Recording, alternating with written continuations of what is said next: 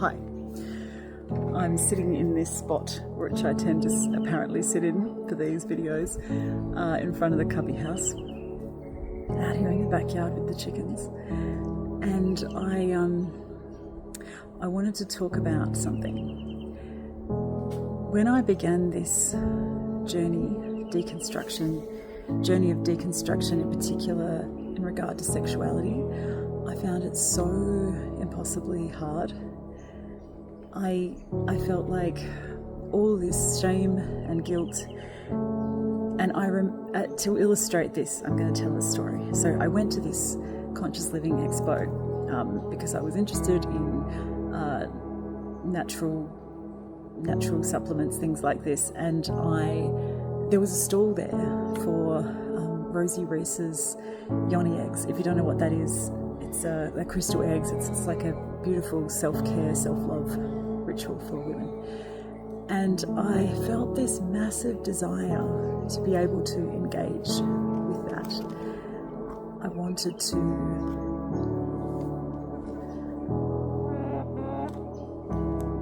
she's my little friend. I wanted so much to be able to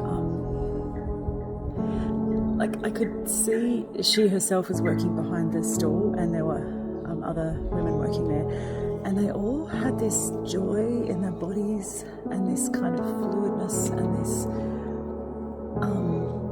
she's actually pecking my shirt now, this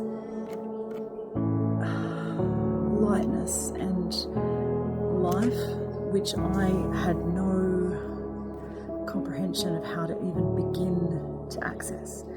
And I waited. There were a lot of people around the table. I waited, and I got my turn came, and I got to the like market stall desk. Got two of them now.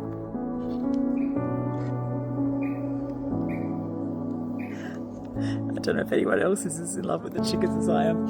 And it was my turn, and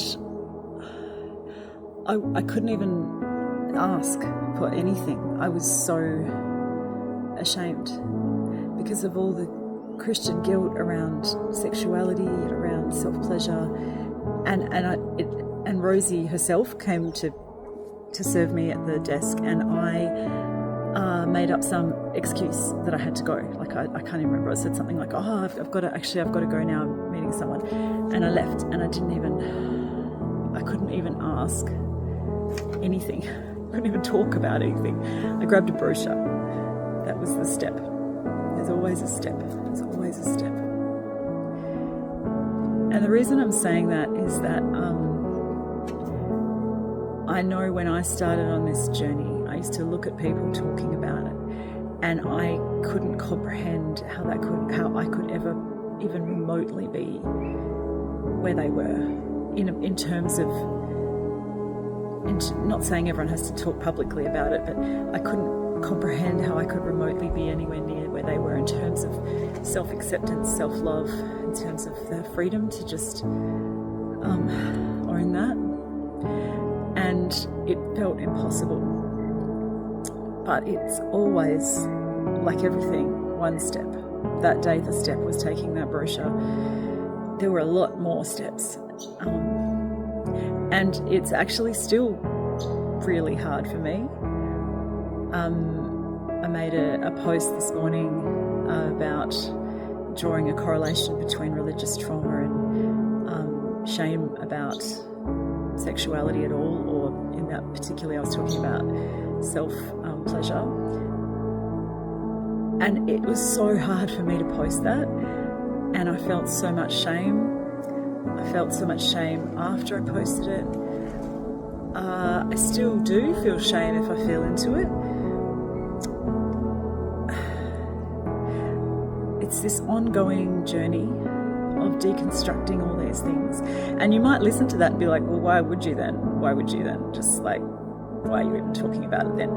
And I guess it's because I believe really passionately in the connection between our bodies and us as humans, being able to connect with our bodies, being able to be truly love our bodies, truly at peace in our bodies, the connection between that and our well-being, between that and our spirit, I've truly come to believe that we can't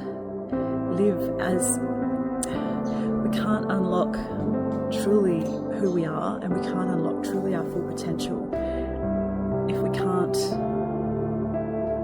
can't meet ourselves there.